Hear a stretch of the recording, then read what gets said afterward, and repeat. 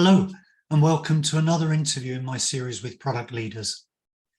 In this series, I'm exploring how the role and function of product leadership has changed in recent times and learning more about how product teams work.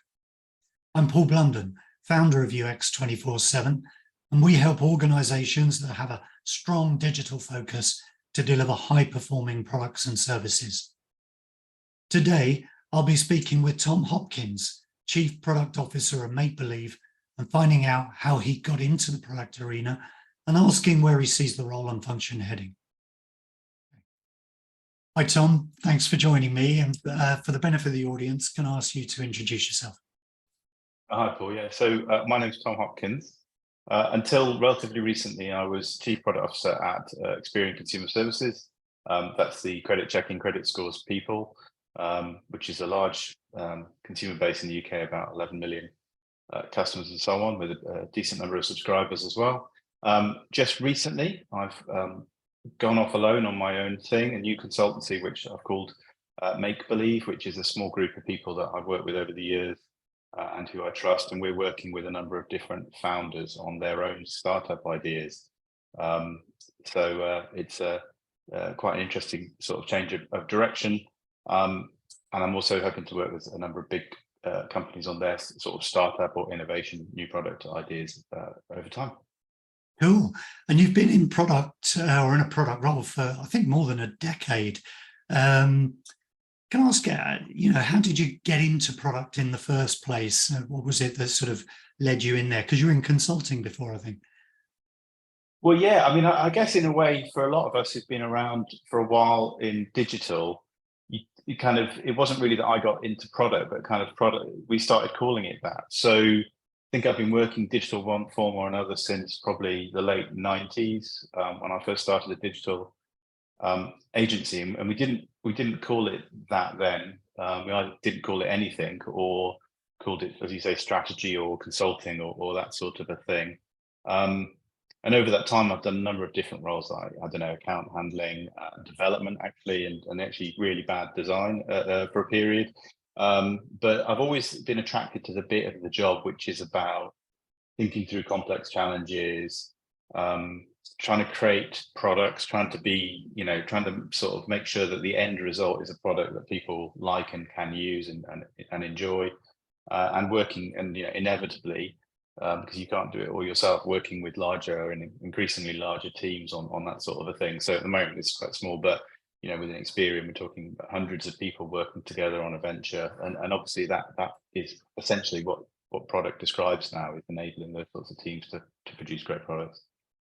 And I mean, you described a little bit of there about the role sort of changing, because we've seen it ourselves. Suddenly everything's called a product, and it wasn't 10 years ago.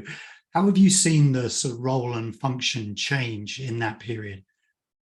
Yeah, I mean, again, I think it's quite hard to put your finger on it, in the sense of there's this truism, which I genuinely believe, which is you can't really remember what it's like not to know something, if that makes sense. So when you think back to things in the past that you didn't understand and now you understand them, it's really hard to put yourself in your shoes back then. So when I remember, when we first started doing agile, like, that was kind of like, people were like, whoa, what's all this stuff? And we used to have like hours long kind of debates with clients at the time in consulting firms about how we would do it and what they'd get and what they wouldn't get, and how they'd get let go of some of the things that they were attached to, like Gantt charts and massive discovery documents and that sort of thing. UCD was the same. I mean, we used to walk into meetings with clients probably in the early noughties, and they would look at us like we were starting a new religion or something, and what the hell is it all on about? Nowadays everyone talks the same language in that space. Product itself, as I say, it didn't exist as a structure, and now you have these incredibly kind of large edifices that have been constructed, like frameworks like SAFe or less, that have been put on top of it. All of the practice, the kind of well-established stuff, Mike Kagan, you've got all of this sort of stuff going on in there, which is great in a way. I'm not saying any one of those things is the perfect way to do anything, but these are just conversations that we didn't even have.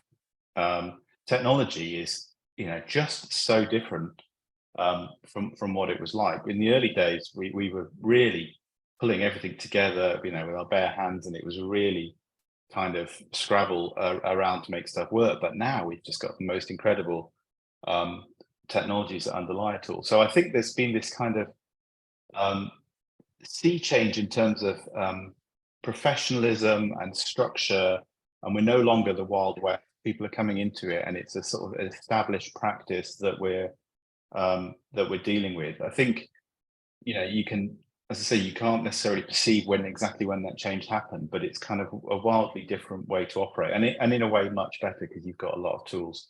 I think the risk at the moment is that we end up not seeing kind of the next generational change come along. I'm talking about technology and in every space. So from the design side of things, it's just not the case anymore that it has to take such a long time. You don't have to do everything through, the wireframes and Photoshop and all that. You've got these incredible tools like Figma, where you can go, in the course of a week, you can kind of be there. And I think we need to kind of adapt how we think about the process to doing that. I mean, obviously that doesn't touch a user. That's just the actual sort of craft of creating this stuff.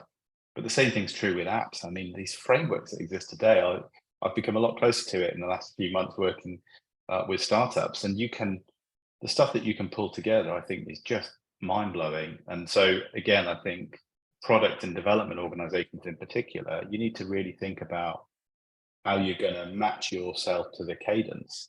I mean, you look at some of these things from AWS, from services like, I don't know, Okta or Zero or whatever, you can plug them together. You can have a functioning product in 2 weeks, right? So the whole concept of the 2-week sprint is, is that the right way of doing it anymore? And how often are you touching base, and how are you working with your colleagues in that sort of an environment? I think that potentially needs to kind of change a little bit as we move forward, because it is just so radically different from, as I said, back in the day. That's really interesting. And where's the sort of driver for that going to come from? I mean, you're chief product officer. Is it in that role that's going to, sort of drive that change, or is it lower in the organization of product manager, product owner? I think it will be, probably, in reality, it will be so much of what it's like to be a modern CPO is about being, I don't know what you'd call it, servant leader or a facilitator. It's about creating a structure, a system in which teams can operate and be productive and effective. And so actually the great thing about that, and this is probably the kind of one of the best things about the experience of working in a large company, is if you keep your ears open and you sort of pay attention and you let other people steer the agenda, you just get to learn, so much. And it's, it's amazing. You'll get like a graduate engineer who'll come in and they've got an idea that they've seen in another environment, and they bring it into your environment, and it's transformational. So I think that's probably how it will feed in. I'm lucky right now that we're doing stuff, and it's just, it's just a small team, so you just get it done. You don't have to ask anyone for approval, that sort of thing. But I think those ideas will essentially sort of filter up through the organization a little bit. Gotcha. And your previous sort of role was in a very large organization, and I'm guessing the challenges are quite different to working with smaller ones. I'm trying to build up a picture of the sort of key challenges that face product managers, product owners, product leaders. I would like to ask you, what do you think the sort of 3 biggest challenges that gain the most attention are in your view? Yeah.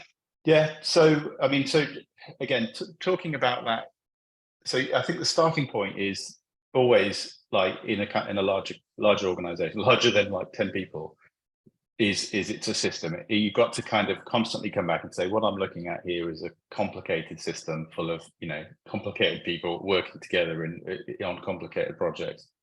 And so there's a kind of fundamental belief, which, I don't see people challenging anymore, which is that the way to succeed is to build strong teams, smaller strong teams that can work together and be really, really sort of intrinsically motivated to achieve what they want to achieve. So kind of a radical shift, I suppose, from previous generations of employment, and kind of one of the amazing things that's come out of all of this. And so if you take that as your starting point, I think there are really only 3 things that you need to focus on in terms of problems. The first one, and my God, is it a big one, and complicated is, are your team actually working on the right priorities? Yeah, I mean, especially in large organizations, it's just really, really easy to drag in like a ton of extraneous stuff, or frankly, just to be led off course. I mean, you're constantly being assaulted by things that will lead you off course. You know, you've got like the project that someone high up kind of really loves, but you've also, frankly, you've got the kind of project that's just sort of self-perpetuating and won't die. You know, like we often in large organizations will create a team, you know, like, oh, we've got a team to solve the problem. So we've got, let's say the problem is, I don't know, widget X. So you create widget X team. And then, you know, 3 or 4 months later, you're having a meeting with widget X team and they're showing you their roadmap. And you're like, why have you got a roadmap? Your job was to solve this problem. But, you know, it's just kind of human nature that people try and then go, well, and then I'm going to come up with other problems to solve. But those problems probably haven't been compared with like all of the other problems in the organization. And, you know, and again, it's a really delicate thing, right? You don't want to squash people's innovation, but you need to make sure it's really, really well directed. But, you know, and then of course, in large organizations, you also tend to find sort of habit of taking on really big projects, which either will never finish, you know, or which will just limp on for such a long time that their value will be completely disproportionate to the effort and that sort of thing. And then in most large organizations, you've also got the risk of silos. So you've got product over here doing God knows what, and then you've got marketing over here, and then you've probably even got technology over there doing something else entirely. So, or running their own agenda. So the job of getting people working on the right priorities is, I think, probably a uniquely CPO job to do, because you need to be at that level in the organization and you need to have a really good network of the other people in the organization, like the chief technology officer or the chief marketing officer, the chief analytics, whatever it is, chief financial officer, to make sure that you can hold on to that agenda, that you're not just going to be flipping and flopping all the time. And that's kind of, I suppose people call it politics, but that's, I think, the reality of a senior CPO job in a large organization. It's trying to hold the course, trying to make sure that the priorities are really clear. So the second, I think we said 3. So the first one is working on the right things. And the second one is just a variation on the same thing, which is, does the team itself feel like they're working on the right things? Now, some of that will come from like some of the first one, right? So if you've managed to narrow the field, you're not working on 100 projects anymore. You've got it down. You're working on more straightforward stuff. But if you believe that the basis is a really intrinsically motivated team, you need to make sure that they really feel that they're working on important stuff. And what I've seen in larger organizations, the last place I worked, plus, you know, in consulting, is actually like, it's not just that you don't want to be working on the 3rd biggest project. You don't actually want to be working on the 30th biggest project. You don't want to be working on the 2nd biggest project. In a way, you kind of, there's so much focus in organizations. It's like the rank size rule, that you really don't want to have this proliferation of lots of things. You want to find a way that everyone can contribute to the biggest objectives in the organization. Really, really motivating. It doesn't have to be sexy. It doesn't have to be like shiny widgets. It could be platform, or it could be like a problem that can be really clearly identified. Like we see 100 consumers have this problem. Developers certainly, and I think everyone, product and design as well, is really motivated fixing really clearly identified consumer problems. But they have to be sort of brought on board and supported to really understand why, to make sure that they're getting it and they're not being kind of sold on just, you know, as I say, someone's pet project or something like that. And then the third thing is skills and resources. So again, in the model of the kind of facilitator, the servant leader, do the teams have the right skills? Are they set up the right way? Does each individual team have the right balance of skills in there? Do they have the right tools? I mean, it's still crazy. You know, there's clearly some great tools out there, right? You know, the Jiras and the Confluences and the Slacks and the rest of it. You know, I don't know. Some of them are expensive, but I don't know why you wouldn't invest in that. It's so important to get the teams working with the right sort of tooling and that sort of thing. And then as a CPO, how do you continue to protect the teams from people that don't understand product or people that don't understand technology. So, I've seen over the years, lots of eyebrows being raised about, maintenance work. But the truth is, it will always occupy 30 to 40% of a product backlog. So you have to do it. So the answer isn't to reduce it. The answer is to make sure that people understand why it's important for the team to do that sort of work. And you get, once you've developed a really sort of strong product organization in a business, this goes away to a certain extent, but you'll still get people asking kind of bizarre questions like why teams are doing spikes or why they're working on, training and development. But all of that stuff is obviously essential. So I think it's those three things for a CPO in a larger firm. Yeah, I can see why you describe as the servant leader, because it's so much is communication, isn't it? And keeping sort of people in every direction aligned. Yeah, I mean, when you first look at the job description, you think, all right, my job is to be like a really clever strategist and to come up with a really good list. And then you get into the job and you realize that's hardly it at all. Like there is an element of needing to think things through and be intellectual and so on. But, it's a relatively minor component, I think. Yeah. And you mentioned that the number one is prioritization. I wonder how much do customer requirements play a role in the prioritization? Yes. So, I mean, again, it will depend on exactly the nature of this will depend quite a lot on your organization and what you do and what product you're developing. In the B2B type product space, like SaaS and so on, it's quite different, I think, from B2C.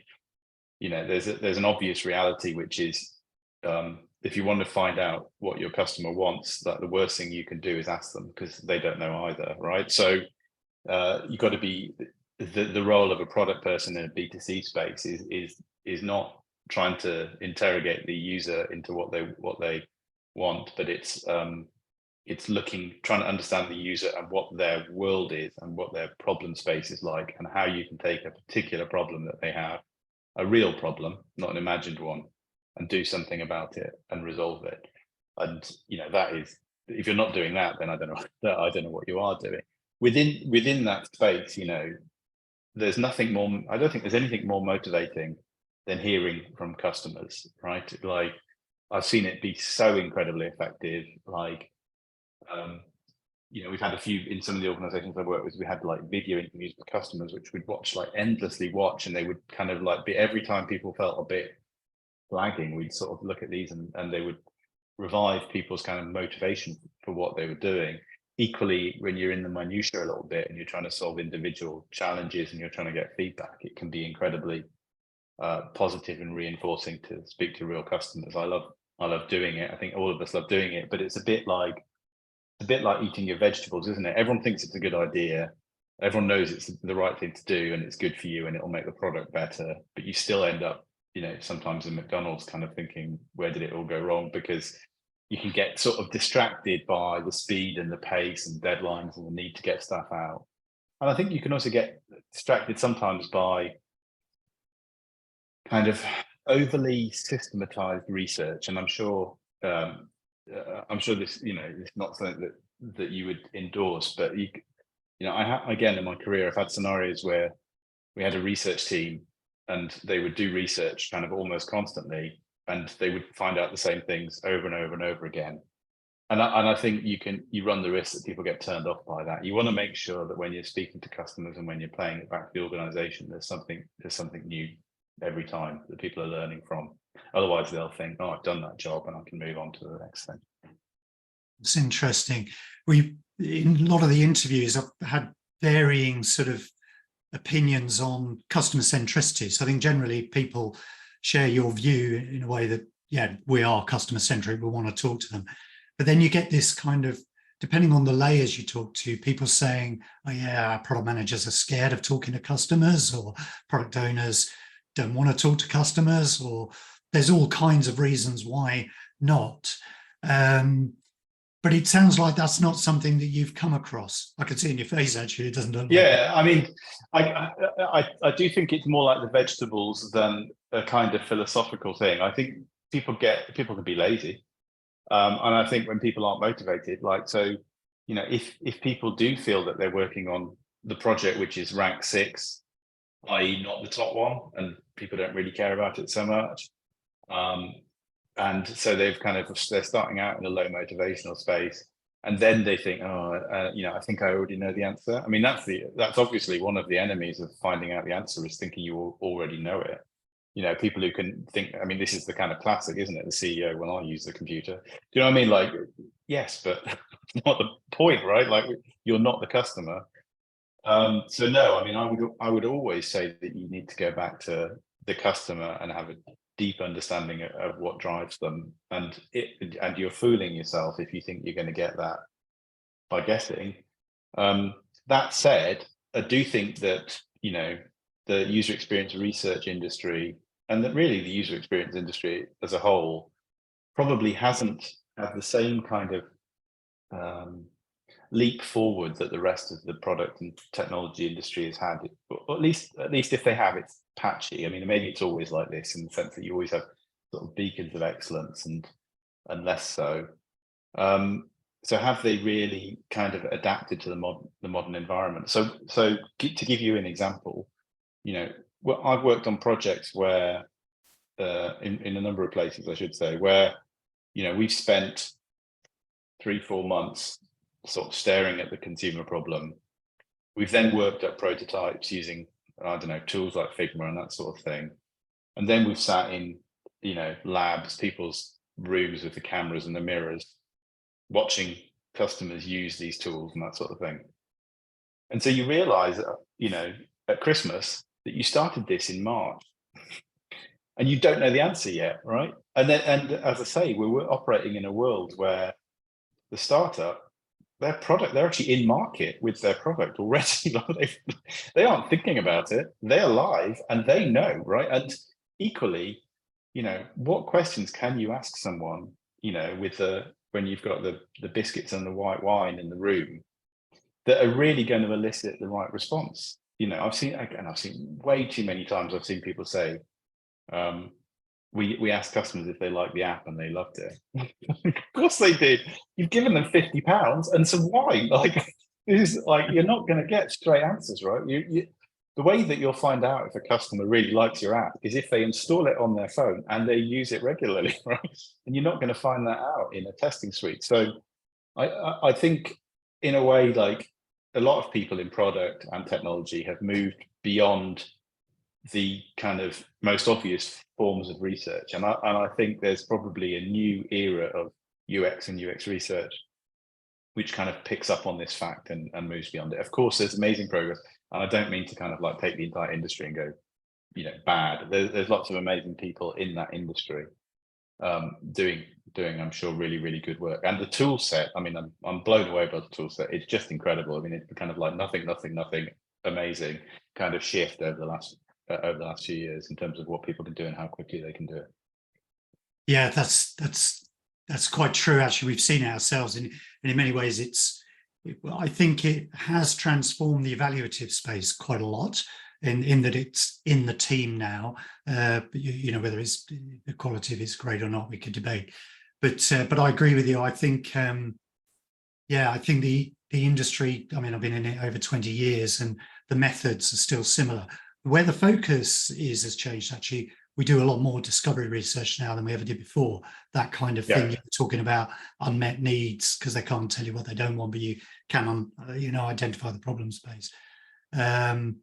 It's probably improving, but I still see people spend like a really long time on stuff which I think we already know the answer to. And I don't mean about consumers. I mean about interfaces and stuff like that. I mean, it has got slightly better, but certainly, like 4 or 5 years ago, you'd have people saying, right, well, I'm going to spend 4 weeks on the checkout. You're like, why? Why do you do that? Like, there's a model for how this works. And yes, you might have like some uniqueness in your business, but 95% of it you'd be, idiotic to change, to my mind, because frankly, the principal problem you have is consumers understanding what they're doing. And if they've seen one and used it, like whatever Shopify is doing, right, do that. Like, that's pretty good. They've researched it. Why would I research it? It's not like my customers. There might be different customers to the customers of that shop that Spotify has, but so much of this stuff is fundamental, I think, and isn't project specific. And I think if you can really narrow in on what it is that you're trying to solve rather than solve the generic problems. I think there's an attraction, and it's not a laziness. It's a kind of, again, it's a really human thing, right? Which is, I've got this really difficult problem over here to solve. Like, how do I get a customer to, God knows, engage with their mortgage or their retirement or something, right? Difficult problem. And then you've got, how do I get them to log in? Easy problem. Where am I going to spend my time, right? The right place to spend your time is on the difficult problem. But of course, if you're not feeling it that day or you're not motivated as a team, let's do the login for 6 weeks. Because it's not going to go wrong, and it's really easy to understand if you've got it right and you can tweak it, and there's a million patterns to copy, and there'll be an amazing sense of accomplishment, right? You've gone from not having it to having it. But then in the same world, I can download that pattern from a Figma library and I can implement it in Forge Rock or Zero in probably half a day. So let's go back and focus on the difficult problem, which I might not solve, or I might not. I'll only get part of the way with because it's difficult. I'm interested to understand whether the research that's being done. I mean, how does it get directed? Who's funding it? Is it coming out of the product team, or is the research team separate? Is it in the design team? Yeah, I mean, I think the best practice is for it to be in product, and I think in reality it typically ends up in design, which is also in product. I'm sure other organizations kind of vary in how they do that. Again, a bit like the conversation about product, the conversation about technology, the faster you can move to a situation where, as a designer now with a design system, I don't need 6 people to do a simple job. I can do it all by myself with Figma, and I can have it done by Tuesday, right? Same thing with research. Like, if we can avoid a situation where Peter has to go and speak to 6 other people in the organization in order to find out, in order to have a customer talk to them about a problem, let's do that. If there's a tool that they can use, I'm slightly skeptical about some of these sort of mass research overnight tools, to be honest, because I've never known them not like an idea, for example. So yeah, you've got to be a little bit careful about what you put in and what you get out and what your expectations are for them. But if we can find a way to, again, democratize the research effort a little bit, I think that's better, so that it becomes less of a separate function, which of course is what we've learned from Agile. Yeah, it's funny. It's where I think we're spending more of our time is helping people, build their research repositories, so they're not redoing. I mean, we've had it with clients; they do the same research, after 3 months because they can't find the report or whatever. It is crazy. Anyway, let's move on. Yeah. Thanks for that.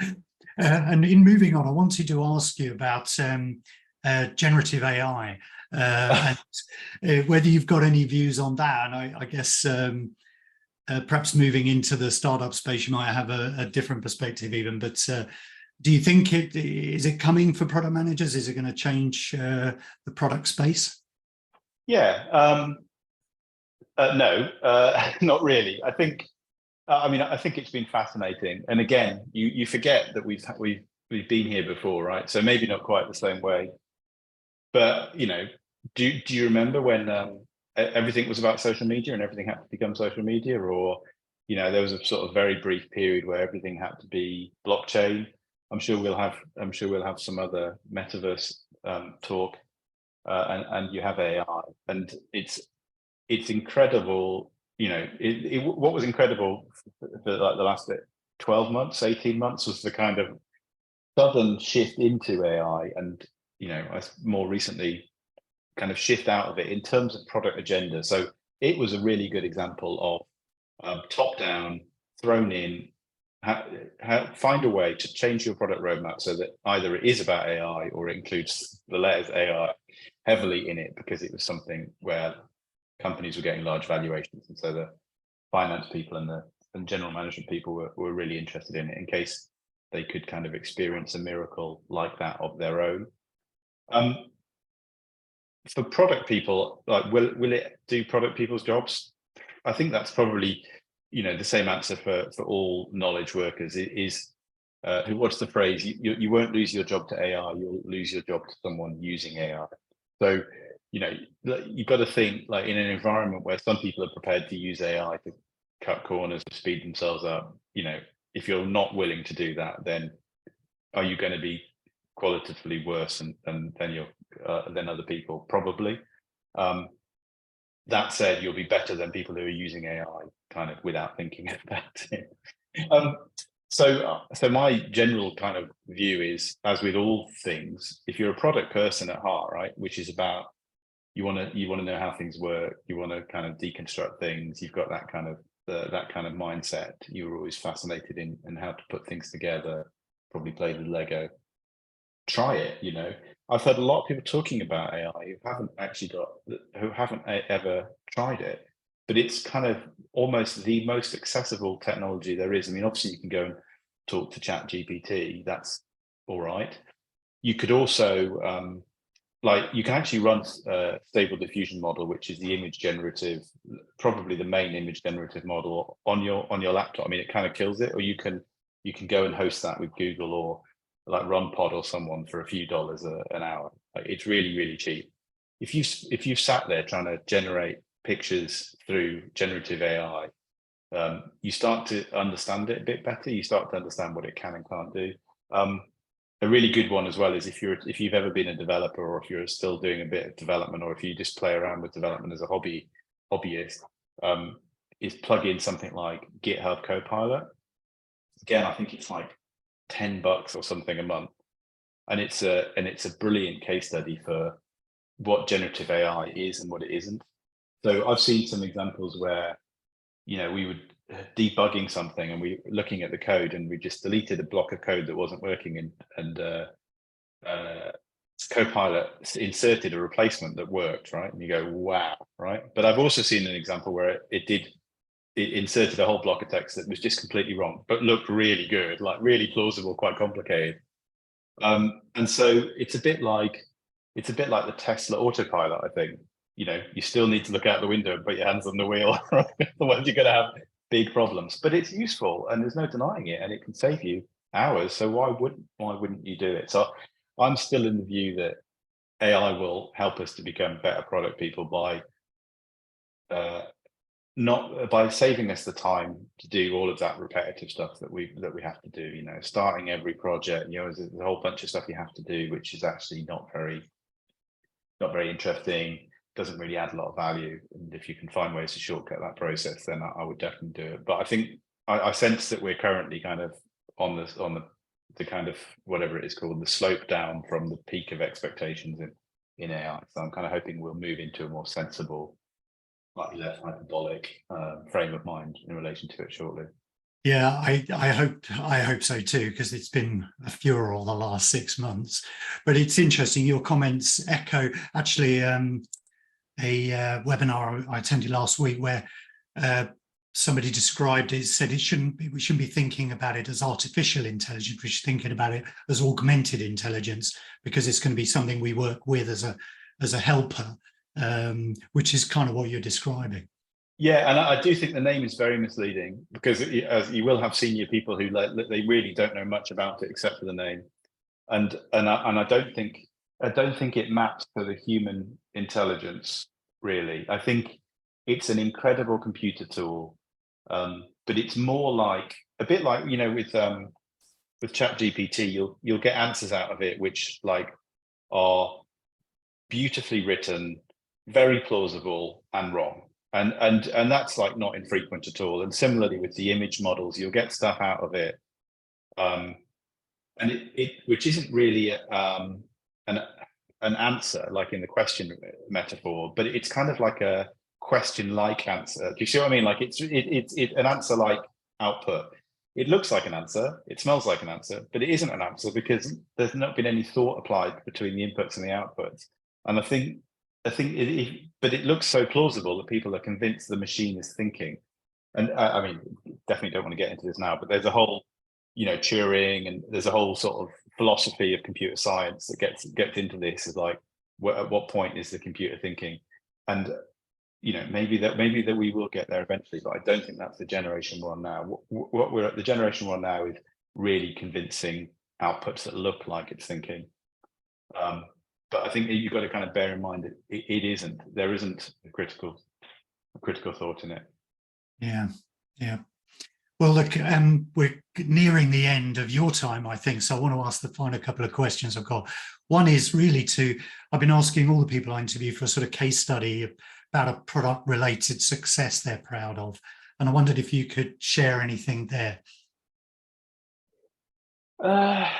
It's a really good question. And I feel like I should probably have,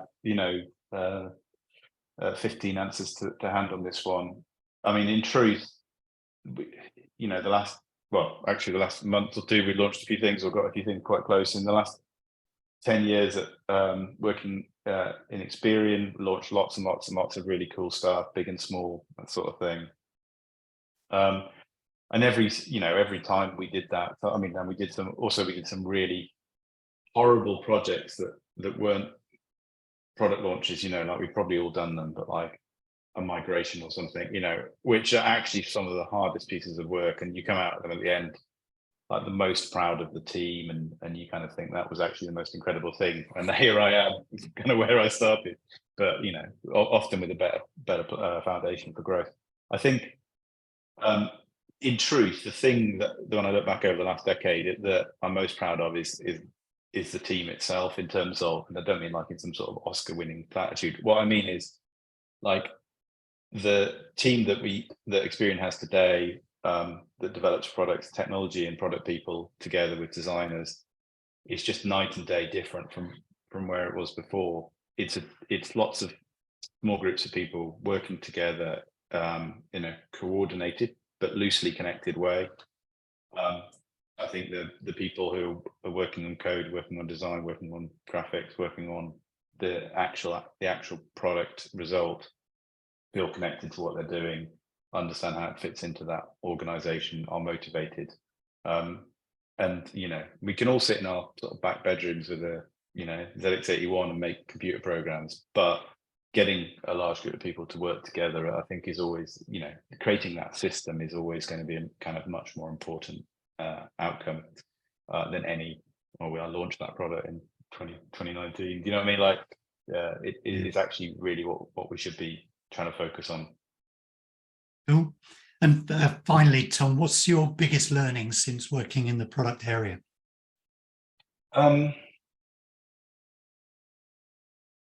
Again, I think it relates to the culture.